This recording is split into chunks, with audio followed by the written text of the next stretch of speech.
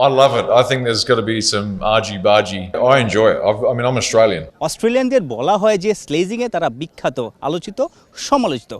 লিটন রিজওয়ান ব্যাপারটা যা ঘটেছে, শন টেইট খুবই মুগ্ধ হয়েছেন। লিটন মজা করেই রিজওয়ানের উদ্দেশ্য করে বলেছেন যে আচ্ছা অ্যাক্টিং কার রাহা হ্যায়। কারণটা হলো রিজওয়ান প্রায় সময় টাইম কিল করছিলেন, কখনো 12 ম্যানকে ডেকে তিনি হয়তো মুখ মুছছেন, কখনো পায়ে টান লেগেছে ফিজিওকে ডেকে আনছেন। মোমেন্টামটা আসলে রিজওয়ান নিজের দিকে নেওয়ার চেষ্টা করছেন।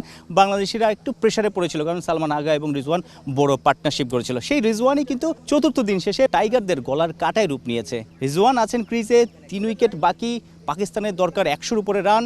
কি মনে হয় পঞ্চম দিনে বাংলাদেশ কি অনায়াসে ম্যাচ জিতবে? Well, I think we'll bowl them out. তৃতীয় দিন শেষে প্রেস কনফারেন্সে তাকে প্রশ্ন করা হয়েছিল যে আপনি তো বরাবরই দ্বিতীয় ইনিংসে দুর্দান্ত বোলিং করেন, আপনার প্রথম ইনিংস থেকে দ্বিতীয় ইনিংসের রেকর্ড ভালো। তাজুল ইসলাম একটু রাগ করে বলেছিলেন যে আমি প্রথম ইনিংসও ভালো বোলিং করি। দেখা গেল সিলেট টেস্টেও দ্বিতীয় ইনিংসে অর্থাৎ এই চতুর্থ দিনে অসাধারণ বোলিং করেছেন। যখন সালমান আগা এবং রিজওয়ান একদম টিকে গিয়েছিলেন সবাই চাপে, তাজুল ইসলাম নতুন বলে ব্রেক থ্রু দিয়েছেন এবং ব্যাক টু ব্যাক উইকেট বাংলাদেশকে ভালো অবস্থানে রেখেছেন। পাশাপাশি উইকেটের পেছনে লিটন কুমার দাসের দারুণ কাজ, শর্ট লেগে জয়ের অসাধারণ ক্যাচ মুগ্ধ করেছে শন টেইটকে। Taiju again, that is a bit of a, it's just a warrior effort today. To take those wickets for us at the end there was fantastic. But Litton's keeping at the moment is just absolutely world class.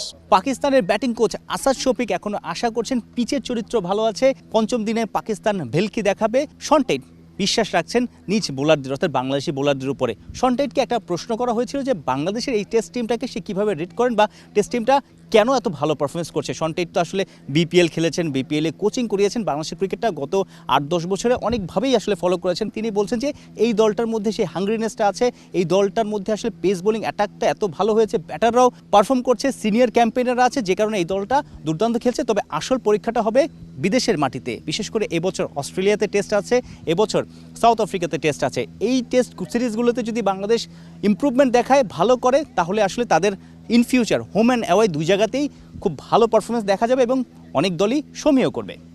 Saifur Rupak, 71, Sylhet.